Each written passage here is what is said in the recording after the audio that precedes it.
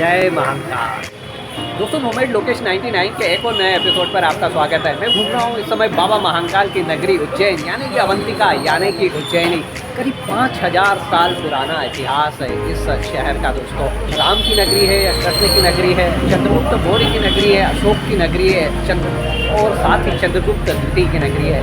हर काल में इस शहर ने अपना वैभव देखा है। व्यापार के लिए तो फेमस नहीं है, लेकिन इसको कहते हैं कि यहाँ पर घट घट में मंदिर है, घट घट में भगवान है।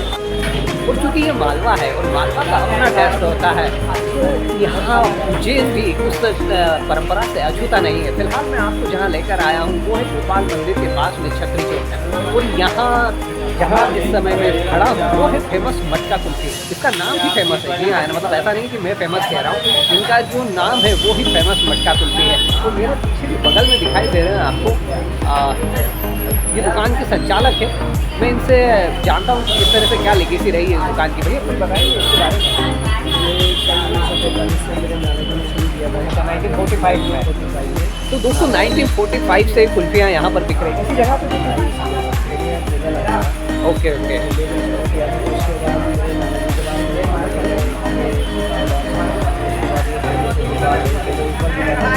ओके ओके नीचे लाया है वो समाते हैं। केवल दोस्तों ये एक और चीज़, इंदौर में भी ढेर सारी ऐसी शॉप्स हैं जो केवल एक कमोडिटी पर बिजनेस करती है ना। अपने इंदौर शुरू में उनके बारे में बताया। उज्जैन भी इस मामले में पीछे नहीं है। यहाँ पर केवल फेमस मटका कुल्फी जो है, यहाँ पर केवल कुल्फियाँ बेची जाती है और 1945 से बेची जा रही है। तो आप यहाँ के टेस्ट का अंदाज़ा खुद ही लगा सकते हैं।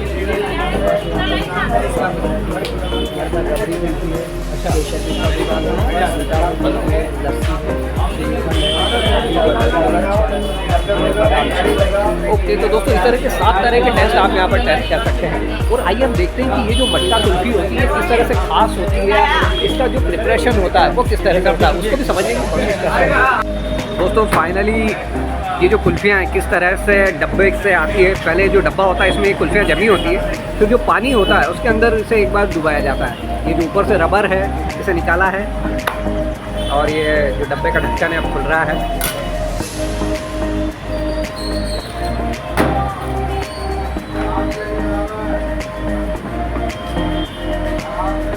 थोड़ा टाइट होता है तो इसे पानी में डालकर थोड़ा सा हिलाया जाता है ताकि वो डब्बे से बाहर निकल आए।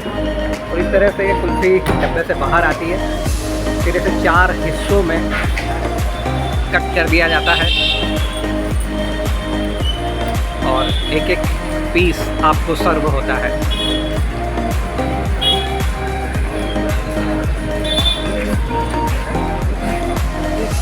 दोस्तों पूरे उज्जैन में जो फेमस मटका कुल्फ़ी है इनकी 5 ब्रांचेस है। आप कम से कम 5 जगहों पर इस कुल्फ़ी का आनंद ले सकते हैं। महाकाल मंदिर के बाहर भी आपको ये कुल्फ़ी मिल जाएगी, नानाखेड़ा में मिल जाएगी, C21 जो मॉल है वहाँ पर भी आप इसका टेस्ट ले सकते हैं। सिर्फ पिस्ता कुल्फ़ी है, इसके दीवाने उज्जैन में हर कोई है। और इसका खजाना, असली जो खजाना है वो यहाँ देखिए आप। यह है इन कुल्फियों का असली खजाना। फिर इसे मटका कुल्फी क्यों कहते हैं? ये मटके में बनती है। मटके में बनती है। इसको फ्रिज में रखे। अच्छा इसको फ्रिज में रखते हैं कि नरम नहीं पड़े। ओके तो मटके में किस तरह से बनती है? मटके में बर्फ़ नमक डाल के जमाया जाता है। अच्छा बर्फ़ और नमक डाल के जमाया जाता है। 2 घंटे में टाइट होती है। अच्छा दोस्तों ये जो कुल्फियाँ हैं जी जी जी दोस्तों ये वो फेमस केशर पिस्ता कुल्फ़ी है।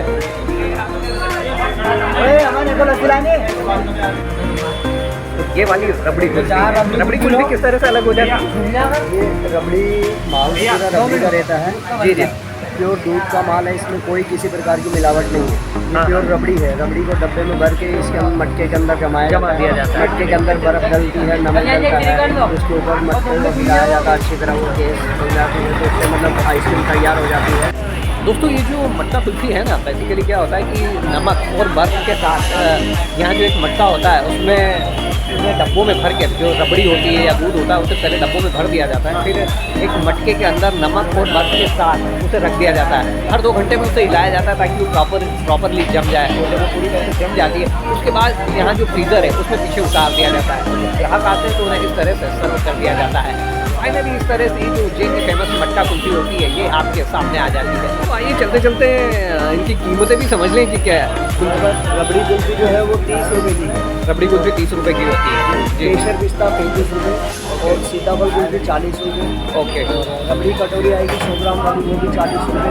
और जो सबसे महंगा आइटम होता है वो कितने का होता है? बादाम महंगा आइटम सिर्फ बादाम शेक की है, वो 50 रुपये। वो 50 का। दोस्तों 30 रुपये से लेकर 50 रुपये तक की रेंज में यहाँ पर आपको सारी चीज़ मिल जाएगी। आप यदि उज्जैन आते हैं, महाकाल, यदि आप महाकाल आते हैं, उज्जैन आते हैं तो एक बार यहाँ जो छतरी चौक है इसकी कुल्फ़ी ज़रूर ट्राई करिए।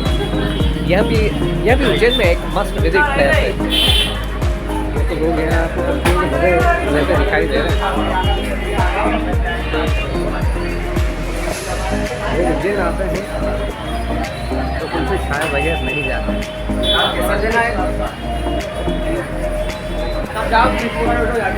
दिन का 1 बज रहा है, उस वजह से यहाँ रश आपको कम दिखाई दे रहा है, और चूँकि आज बारिश हो चुकी है, वरना गर्मी का मौसम हो और यहाँ पर फिर उसका रश देखिए आप।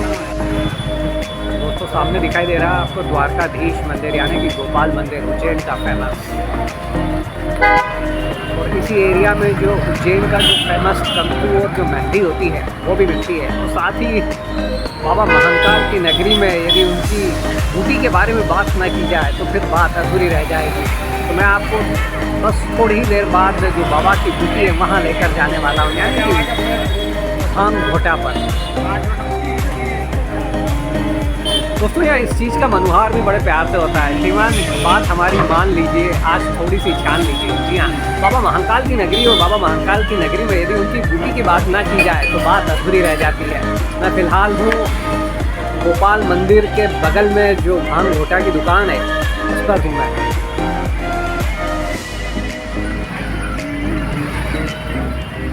दोस्तों मुकेश जी भावसार हैं जो फ़िलहाल यहाँ पर बैठे हुए हैं और ये बताएंगे आपको कि यहाँ किस तरह की भांग मिलती है। भैया थोड़ा सा बताएंगे आप। जी क्या रहता है आपके पास? मेरे पास में बादाम पिस्ता आइसक्रीम केसर की ठंडाई मिलती है। जी 100 रुपये का 1 गिलास है। खसखस के मसाले का आप पियोगे 80 रुपये का है। 40 रुपये का हाफ गिलास है। धान की गोली 20 रुपये की एक है। धान की मिठाई 10 रुपये की एक है। तो दोस्तों यहाँ पर इसमें ये भैया बता रहे हैं कि दूध डलता है, रबड़ी डलती है, साथ ही जो फल होता है उसका भी इस्तेमाल किया जाता है। ये सब फल फ्रूट वगैरह सब ये हम बना के रखते हैं। आजकल गिराने के बाद में टाइम नहीं मिलता। ओके, तो दोस्तों इसलिए क्या है हम सब तैयार करके ना बाटल भर के रखते हैं। गिराक को क्या है कि फटाफट सामान देना इतनी देर रुकता नहीं हमारे में। दोस्तों ग्राहक इतनी देर रुकता नहीं है, इसलिए यहाँ सारी जो चीज़ें रहती हैं अपनी रेडी रहती, तुरंत आता है ग्राहक वो लेकर चला जाता है। तो यदि आप उज्जैन में हैं तो उज्जैन में आप दाल वाफले खाना चाह रहे हैं तो दाल वाफला खाने के पहले यदि आप भांग के शौकीन हैं तो थोड़ी सी बाबा की बूटी लेकर देखें, उसके बाद फिर आपको दाल वाफले खाने का मज़ा ही अलग आएगा। क्योंकि पहले थोड़ी सी आप भांग छान लीजिए और उसके बाद जब उसकी तरावट आ जाए उसके बाद आप दाल वाफले का आनंद लीजिए। आप किसी भी चीज़ का आनंद लीजिए, जो चाहो वो खाओ, लेकिन थोड़ी सी मिठाई सब खाओ उसको, लेकिन उसके पहले थोड़ी सी बाबा की बूटी खाओ, आपको आनंद ही अलग आएगा। दोस्तों चूँकि उज्जैन महाकाल की नगरी है तो यहाँ की भांग का भी अपना महत्व है और यहाँ की भांग की प्योरिटी की भी बात ही निराली होती है। यहाँ भांग ठंडाई के रूप में पी जाती है, यहाँ भांग को डायरेक्ट लिया जाता है। साथ ही मुझे सामने भांग की बर्फ़ी भी दिखाई दे रही है, जो सामने एक बर्नी है उसमें शायद वो बर्फ़ी है। वो बड़े ट्रेडिशनल तरीके से यहाँ इसे छान कर बनाया जाता है। दोस्तों इस तरह से इसे प्रिपेयर किया जाता है। ये कपड़े में भांग डाल ली गई है, साथ में पानी है, इसे छाना जा रहा है। फाइनली ग्लास में सर्व हो चुकी है। जय महाकाल। दोस्तों नोमैड लोकेश 99 के इस एपिसोड पर फिलहाल बस इतना ही। यदि आपको मेरा ये एपिसोड पसंद आया और इसे मटका कुल्फी की तरह लाइक और शेयर करना मत भूलिएगा और साथ ही अपने यारों और दोस्तों के साथ शेयर कर लीजिएगा। यदि अभी तक आप मेरे चैनल नोमैड लोकेश 99 पर नए हैं और आपने इसे सब्सक्राइब नहीं किया है तो प्लीज़ इसे सब्सक्राइब कर लीजिएगा, क्योंकि अगले कुछ सालों में पूरे वर्ल्ड को नापने की तमन्ना है और इस सफर में यदि आपका साथ रहा तो यह सफर बेहद मजेदार रहेगा। चलता हूँ, जल्दी आपसे मिलता हूँ फिर किसी नए ट्रैवल डेस्टिनेशन पर, वहाँ के फूड, कल्चर, रीति रिवाज और रहन सहन के साथ। तब तक के लिए अपना खास ख्याल रखिएगा। Good bye, good night, Shaba खैर।